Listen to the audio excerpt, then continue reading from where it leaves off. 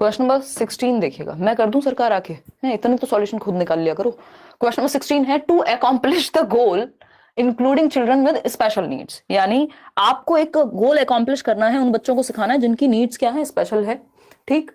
और needs in a regular classroom, एक regular classroom में, क्योंकि इंक्लूसिव एजुकेशन की बात हो रही है।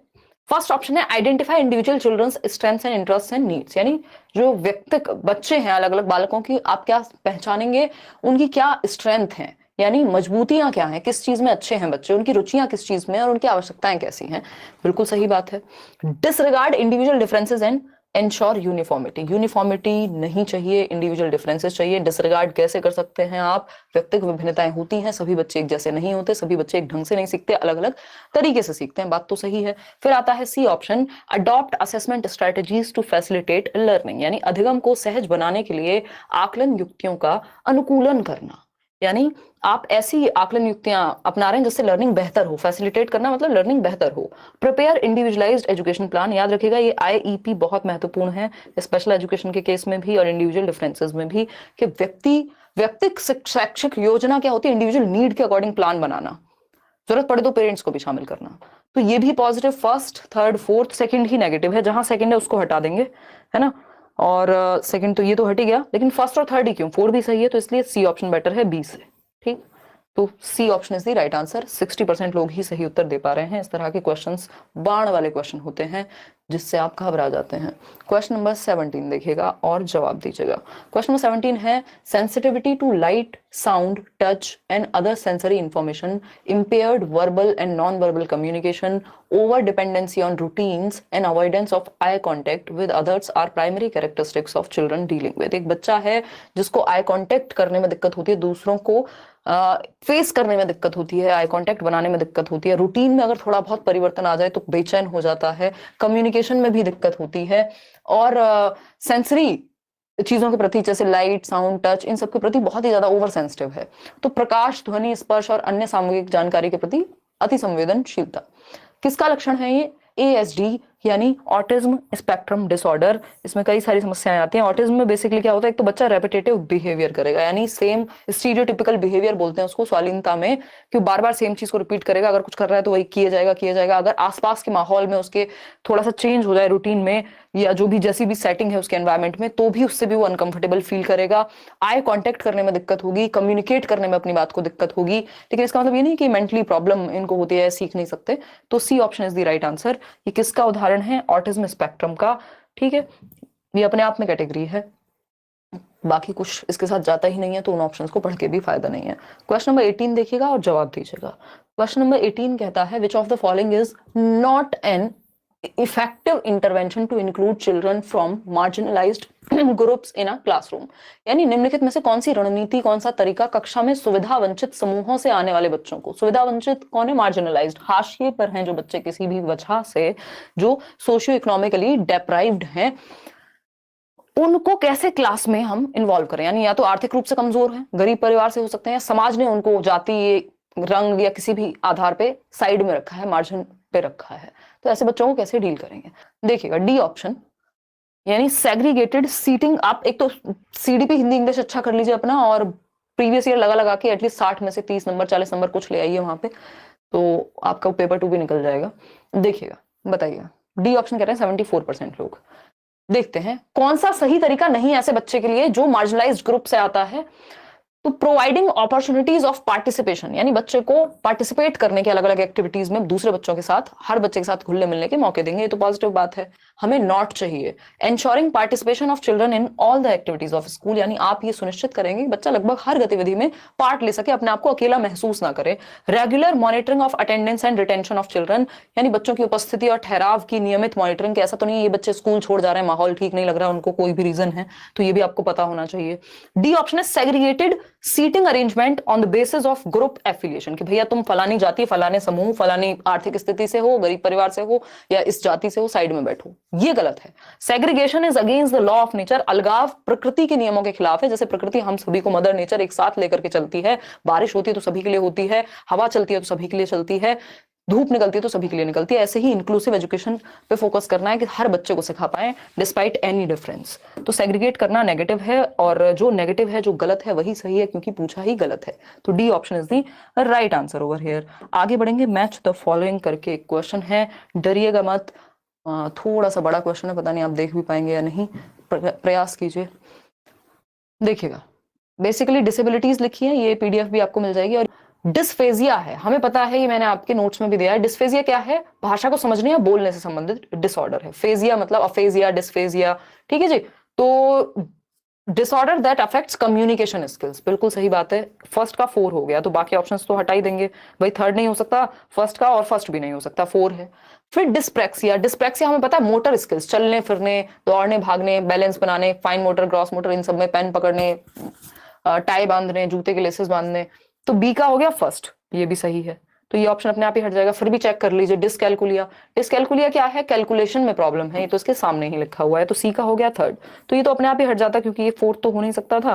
तो D option is the right answer over here. आगे बढ़ेंगे क्वेश्चन नंबर 20 पर। क्या कहता है क्वेश्चन नंबर 20? देखिएगा एक बार, 20वां सवाल क्या कहता है ये बताइएगा आप। फिर हम क्रिएटिव थिंकिंग, कुछ नया सोचने को बढ़ावा कैसे दे, डाइवर्जेंट थिंकिंग, अपसारी चिंतन को बढ़ावा कैसे दे। पहला ऑप्शन है बाय कीपिंग कांस्टेंट सर्विलेंस, यानी बच्चों पर निगाह रख के, निगरानी रख के, कहां से? उनको फ्रीडम देनी पड़ेगी, जब जाके वो 4 चीजें ट्राई करेंगे। आप कोई सीसीटीवी कैमरा थोड़ी है, टीचर हैं। By expecting nothing less than perfection from every learner, आप ऑब्जर्व कर सकते हैं, बट निगरानी रखना तो फिर वो ऐसा हो गया ना कि बच्चों को, आप बच्चे ने देख भी लिया आपको तो आप घूर रहे हैं उसको, है ना। ऑब्जर्व करने का मतलब ये नहीं होता ना आप घूर रहे हैं। ये ऑप्शन है by expecting nothing less than perfection from every learner, यानी प्रत्येक शिक्षार्थी से, निपुणता से कुछ कम, कुछ भी एक्सपेक्ट ना करना। यानी आप ये कह रहे हैं कि परफेक्शन से कम कुछ भी एक्सपेक्ट नहीं करेंगे। तो परफेक्शन एक दिन में तो आता नहीं है। मैंने जब फर्स्ट वीडियो बनाई थी 6 साल पहले, तो वो वीडियो आप देखिए और आज का सेशन जो हम कर रहे हैं उसको देख लीजिए। तो परफेक्शन को एक दिन का काम नहीं है, वो over the period of time पहले ट्राई तो करने दीजिए बच्चे को। फिर आता है C option, by providing learners opportunities in different ways. ये बिल्कुल सही है। जब भी क्रिएटिविटी की बात आएगी तो डिफरेंट वेज, डाइवर्जेंट थिंकिंग, अपसारी चिंतन की बात होगी, दिशाओं में सोचने की बात होगी। ठीक है जी, कोई दिक्कत परेशानी। Option number C, by selecting very difficult activities. अगर आप सिर्फ डिफिकल्ट एक्टिविटीज और रिजिड डायरेक्शन देंगे, फ्लेक्सिबल होनी चाहिए, एक तरीका काम नहीं कर रहा दूसरा करेगा। तो सी ऑप्शन 90% लोग सही कह रहे हैं। आगे बढ़ते हैं क्वेश्चन नंबर 21। क्या है क्वेश्चन नंबर 21?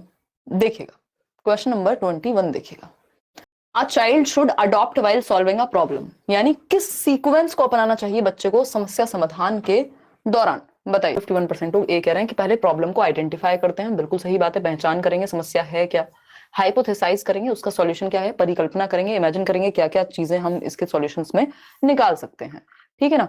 और अगर हम बात करें टेस्टिंग द हाइपोथेसिस, अब आपने जो परिकल्पना बनाई थी, आपके दिमाग में जो प्रोबेबल सॉल्यूशंस थे, संभावित आपके पास जो सुझाव थे, वो सही हैं कि नहीं, उनको टेस्ट करेंगे एक एक करके, फिर डेटा कलेक्ट करके उसको भी चेक करते हैं कि क्या सही हुई है चीजें या नहीं। बात तो ठीक है, उतनी गलत नहीं है।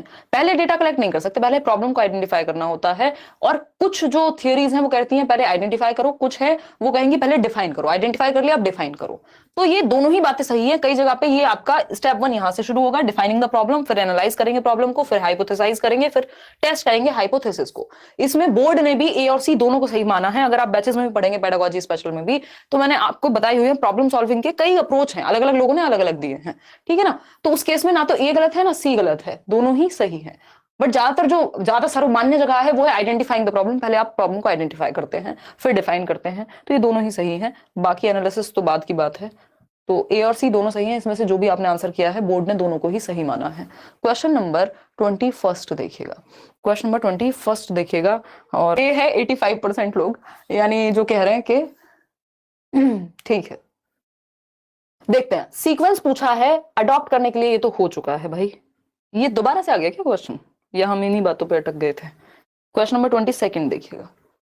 ये आपने पोल कौन सा लगाया मैडम? 21 लगाया था। ओके, चलिए अगर हम बात करें 22 की या 22वें सवाल की, ये कहता है are teacher who believes that all students in her class are capable, यानी हर एक बच्चा कैपेबल है, उसमें क्षमता है खुद को इंप्रूव करने की, अपनी परफॉर्मेंस को इंप्रूव करने की, मेहनत करके studying more, by studying more attributes the children success to their what. बताइएगा, यानी एक शिक्षक है जिसका ये मानना है क्या मानना है बताइएगा एक बार,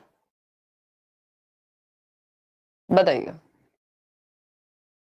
हाँ देखो पूजा सिंह मेरा आत्मविश्वास बढ़ाने पे लगी हुई है, कह रहे हैं आप सिंपल ही बहुत अच्छे लगते हैं। बहुत ही बढ़िया पूजा, आंसू आ गए मेरे ये सुन के। देखिएगा अगर हम बात करें, वह शिक्षिका जो यह मानती है कि उसकी कक्षा का प्रत्येक छात्र अधिक अध्ययन करने से अपना प्रदर्शन सुधारने में सक्षम है, यानी अगर बच्चा मेहनत करे तो एबिलिटी को इंक्रीज किया जा सकता है। एबिलिटी यानी क्षमता क्या है, इंक्रीमेंटल है, बढ़ाया जा सकता है एबिलिटी को, आप कुछ भी सीख सकते हैं। तो ऐसा teacher children success to their किस चीज को फोकस करेगा, कि सफलता का श्रेय किस चीज को देगा, एफर्ट को, एबिलिटी को, एंजाइटी को, या जेनेटिक मेकअप को। तो ऐसा टीचर फोकस रखेगा एफर्ट को, क्योंकि एबिलिटी तो इंक्रीमेंटल है ना, क्षमता को बढ़ाया जा सकता है। तो क्षमता को अगर, फिर तो क्षमता का मतलब ये हो गया बच्चों की योग्यताओं को, तो योग्यता तो आज जिसको आता है उसी को मान लिया, बाकी जिसको आज समझ नहीं आ रहा तो वो तो करेगा नहीं। तो एबिलिटी तो इंक्रीमेंटल है, बढ़ा सकते हैं। तो बच्चों के प्रयास को कि बेटा मेहनत करो, कैपेबल हो, तुम सीख जाओगे। अगर आज एबिलिटी नहीं है कल आ जाएगी। आनुवांशिकता को बिल्कुल भी नहीं, एंजाइटी को नहीं, बच्चों के प्रयास को। इसमें आप फंस गए, गलत उत्तर दे दिया आपने। एफर्ट होगा इसका सही उत्तर। क्वेश्चन नंबर 23 देखिएगा फटाफट से। क्वेश्चन नंबर 23 जवाब दीजिए। बताइए। हर्षिता कह रही है येलो वाले कपड़े पहन के जाओ, ये स्वेटर अच्छा नहीं है। और कोई बात, मेकअप भी कर जाओ आके कोई। अगर देखो एक बार, अगर हम बात करें, आंसर करो फटाफट से। क्वेश्चन नंबर है 23।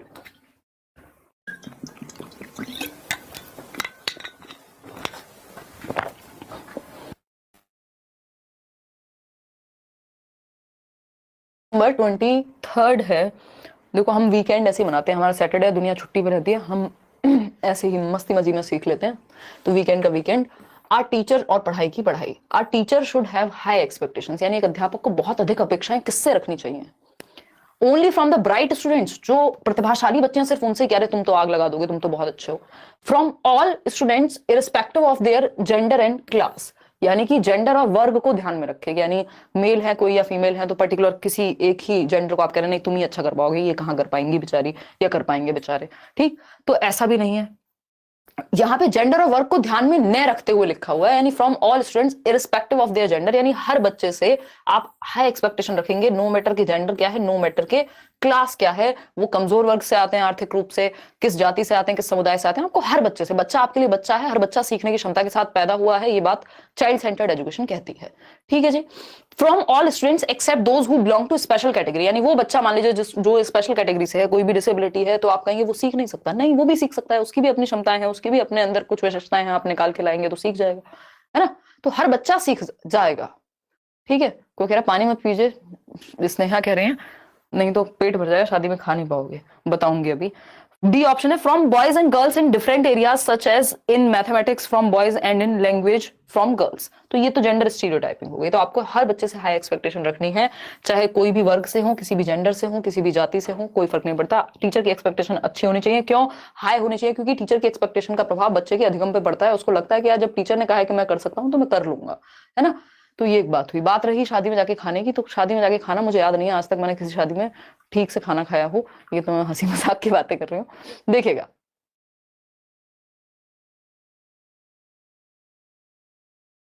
बहुत बढ़िया, आस्था मिश्रा शादी से कमेंट कर रही हैं क्या? देखिएगा, which framework proposes that learning is active and takes place in cultural context, यानी संदर्भ बहुत ही प्यारा वर्ड है पूरे सीटेट के एग्जाम के लिए। कॉन्टेक्स्ट में सीखना बहुत अच्छा होता है। कॉन्टेक्स्ट मतलब संदर्भ, रियल लाइफ के संदर्भ में, और बच्चा एक्टिव भी है। तो कौन सा फ्रेमवर्क ये कहता है कि बच्चे को एक्टिव रखो और कॉन्टेक्स्ट में सिखाओ? बताइएगा। सामाजिक संरचनावादी, यानी सोशियो कल्चरल अप्रोच, कि बच्चा सक्रिय भी है और सामाजिक प्रक्रियाओं में कल्चरल कॉन्टेक्स्ट में सीख रहा है। बिल्कुल सही बात है, वाइगोस्की की याद आ रही होगी आपको। Society, culture, language. व्यवहारवादी या इंफॉर्मेशन प्रोसेसिंग तो कंप्यूटर की तरह देखते हैं व्यक्ति को। कंस्ट्रक्टिविज्म में भी सोशियो कंस्ट्रक्टिविज्म है, अगर स्पेसिफिक लिखा हुआ है, क्योंकि कंस्ट्रक्टिविज्म में तो फिर प्याजे भी आते हैं, वो तो सोसाइटी या कल्चर की बात नहीं कर रहे। ठीक, तो इसलिए डी ऑप्शन सही नहीं हो सकता। अगर ये होता ही नहीं ऑप्शन में, यही होता तो सही हो जाता, क्योंकि है रचनावादी ही प्याजे भी, वाइगोस्की भी। बट प्याजे क्या है? रेडिकल कंस्ट्रक्टिविस्ट हैं, और वाइगोस्की क्या है? सोशियो कंस्ट्रक्टिविस्ट हैं, वो समाज पे फोकस करते हैं। क्वेश्चन नंबर 25 देखिएगा। पीटर कह रहे हैं कुछ, तो Peter says I fail because I am stupid. Peter एक बच्चा है, वो कहता है मैं इसलिए फेल हो जाता हूँ क्योंकि मैं मूर्ख हूं। और इसका मतलब and that means I will always fail, this is a case of. यानी पीटर एक बच्चा जो कहता है मैं तो फेल हो जाता हूं क्योंकि मैं मूर्ख हूं, इडियट हूं, मेरे से तो नहीं हो पाएगा और मैं कभी भी सफल नहीं हो पाऊंगा क्योंकि मैं मूर्ख हूं। बताइएगा, आमिर खान कह रहे हैं कि निशा जी को लेके जाइएगा शादी में कि नहीं, लहंगा पहन लीजिए। हाँ मेरी ही शादी है, इतनी तैयार तो मैं उसी में हो सकती हूँ, है हद हो गई यार, लहंगा पहन लीजिए। देखिएगा, अगर हम बात करें और निशा जी को नहीं लेके जाएंगे, निशा जी 4-5 दिन 6 दिनों में फंक्शन से आई है, इनके घर में पार्टी नहीं खत्म हो रही है, तो इनको कहीं नहीं लेके जाएंगे हम। एक्चुअली जाएगी नहीं, लेकिन तो ले जाते। हाँ दिसंबर मिड में ये स्टार्ट होने की संभावना है कंचन, पेपर की आपकी। देखिएगा, जवाब दीजिएगा। बी ऑप्शन कह रहे हैं 41% लोग, यानी सेल्फ एक्चुअलाइजेशन यानी स्वतः यथार्थता। कैसी बातें कर रहे हो ये, हैं क्या खा लिया है आज, सो के जवाब दे रहे हो। क्वेश्चन फिर से पढ़ो एक बार, शादी से बाहर आ जाओ मित्रों। क्वेश्चन फिर से पढ़ो।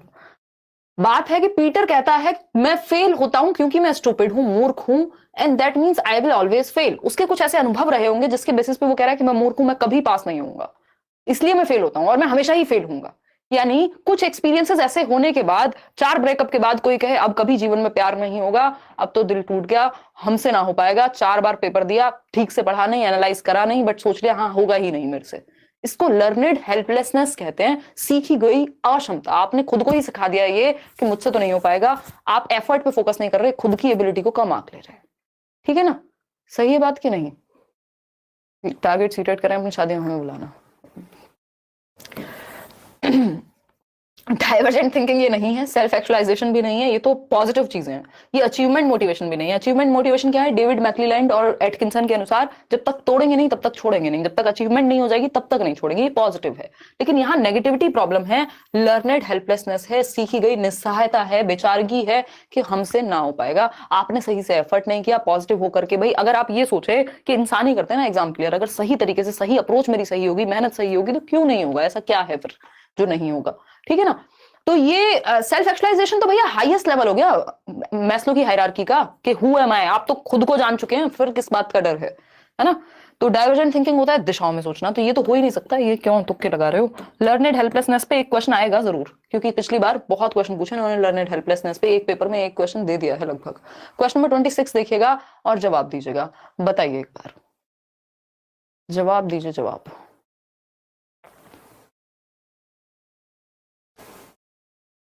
बताइए, फटाफट से बताइए। देखो कुछ लोग तो शायर ही बन गए, कह रहे हैं तुम मैम शादी की फोटो अपलोड कीजिएगा। बिल्कुल भी नहीं, मैं जिस स्थिति में हूँ आज, फोटो तो मैं खिंचवाऊंगी ही नहीं, कुछ लोगों के साथ खिंचवा लूंगी, वैसे नहीं। देखिएगा, क्वेश्चन है 26 और आंसर दे रहे हैं आप लोग सी ऑप्शन, 84% लोग। National education policy NEP 2020 proposes that road memorisation should be encouraged. बिल्कुल भी नहीं, रोट मेमोराइजेशन रटने को यहाँ पे भी रटना ही है। Experiential learning, yes experiential learning यानी अनुभव के द्वारा सीखना, अनुभवात्मक अधिगम। एक्सपीरियंशियल लर्निंग पे कोल्ब की थियरी भी है, बट वो D++ भी वगैरह में काम की है, ठीक है। और should be encouraged to promote, यानी अनुभव के आधार पे अगर लर्निंग को प्रमोट करेंगे तो उससे क्या होगी? Critical thinking. क्रिटिकल थिंकिंग क्या है? चीजों को जस्ट मान ना लेना, उन पे विचार करना, क्रिटिकल थिंकिंग। कि यार जब नोट्स फ्री दिए जा रहे हैं तो कोई नोट्स कैसे बेच सकता है, ये क्रिटिकल थिंकिंग है कि आप सोच पा रहे हैं, रीजन समझ पा रहे हैं कि कुछ गड़बड़ तो नहीं है, बस मान तो नहीं लिया, रिकॉल नहीं, रिकॉल तो याद करना हो गया। तो C option is the right answer. ठीक है जी, 84% लोग सही दे रहे हैं, मुझे बहुत खुशी है। अकॉर्डिंग टू पियाजे, child in pre operational stage are able to do reversible thinking, make believe play, hierarchical classification, conservation. Answer होगा मेक बिलीव प्ले। ठीक है ना भीम, आंसर होगा इसका मेक बिलीव प्ले।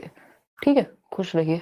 आगे बढ़ते हैं क्वेश्चन नंबर 27 पे, 3 सवाल और हैं, फिर आपके जो डाउट हैं वो बता दूंगी मैं। क्वेश्चन नंबर 27 देखिएगा एक बार, क्वेश्चन नंबर 27 देखिएगा, फिर हम जाकर के बढ़ेंगे आगे।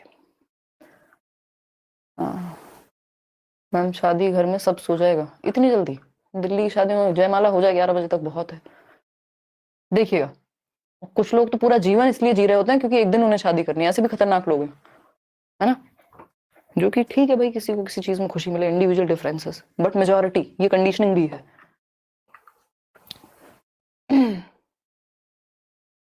अच्छा, स्टोरी डाल देंगे शादी में जाके इंस्टाग्राम पे, खुश। ये कह रहे हैं फोटो वाले जितने भी लोग हैं, खुश, जाओ ऐश करो। पेपर के टाइम पे स्टोरी देखनी है इनको, है बहुत पढ़ाई कर ली 1 घंटा। देखो एक बार, students learning is likely to improve, यानी बच्चों का अधिगम कब इंप्रूव होगा?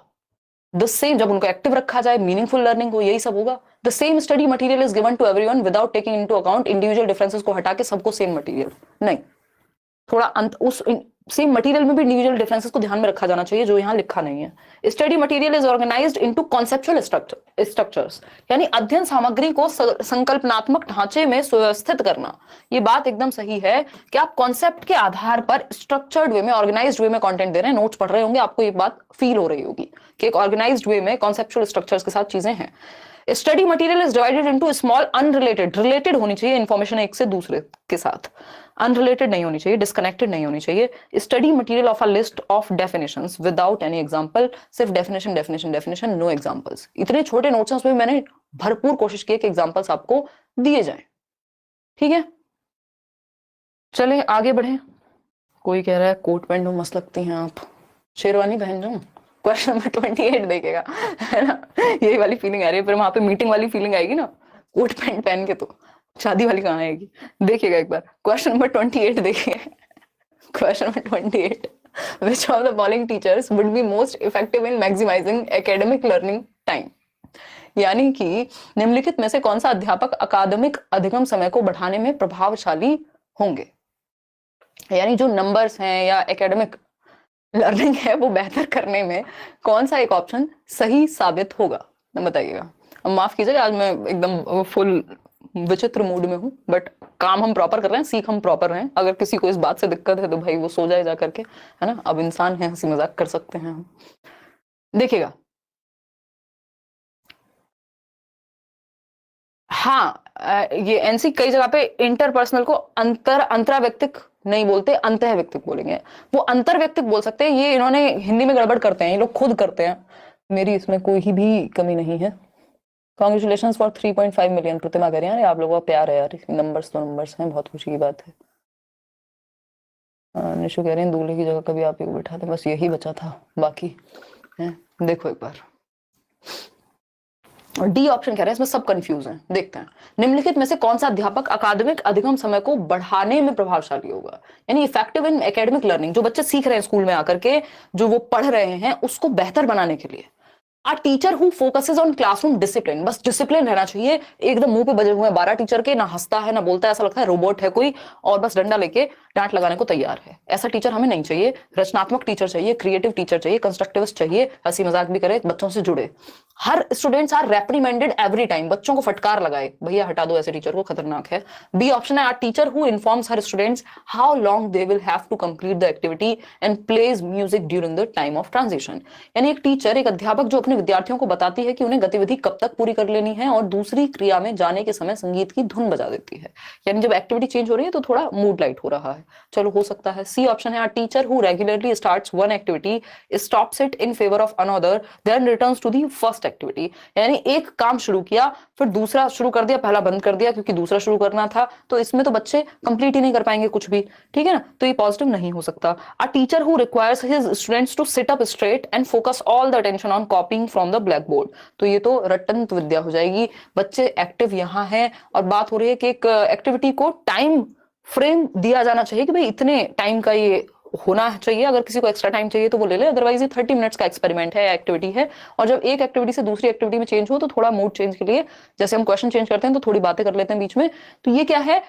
म्यूजिक प्ले कर दे रहे हैं ट्रांजिशन के दौरान, ताकि बच्चे का मैक्सिमम अटेंशन रहे, इंटरेस्ट बना रहे एक्टिविटी में भी, ठीक है। तो B option is the right answer over here, है ना।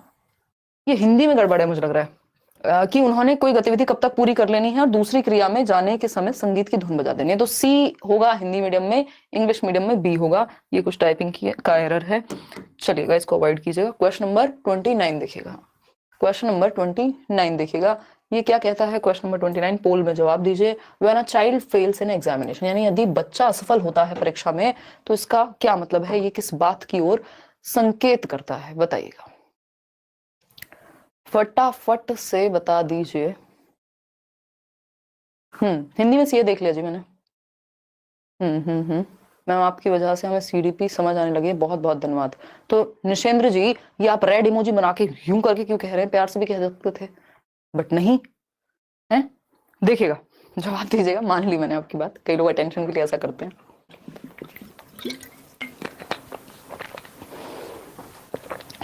जवाब दीजिएगा फटाफट से, जवाब दीजिएगा। 87% लोग डी ऑप्शन कह रहे हैं कि बच्चा जब फेल होता है तो इसका क्या अर्थ है। बच्चा फेल, सिस्टम फेल, सिंपल बात। फिर भी ऑप्शन देखेंगे, कोई और ऑप्शन बेटर हो सकता है। The child did not memorize, रट्टे नहीं लगाए उसने, है ना, याद नहीं किया। याद नहीं करवाना, समझाना है, कंस्ट्रक्ट कराना है, एक्टिव रखना है, मीनिंगफुल लर्निंग होनी है ना। ये मेमोराइज करना, रिकॉल करना, ये अच्छे शब्द नहीं है। द पेरेंट्स नेगेटिव वर्ड्स हैं। The parents have failed and should have made provisions. देखिए, कमियां अपने में निकाल ली हैं, सिस्टम में, टीचर में, टीचिंग मेथड में, स्कूल के सिस्टम में, ना तो बच्चे में ना पेरेंट्स में, क्योंकि वो आप गड़बड़ कर देंगे फिर।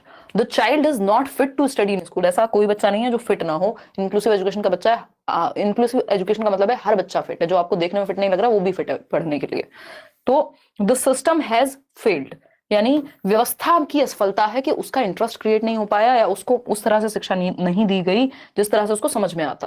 तो D option is the last मतलब राइट आंसर। क्वेश्चन नंबर 30 है आज के लिए आखिरी सवाल, जवाब दीजिएगा फटाफट से।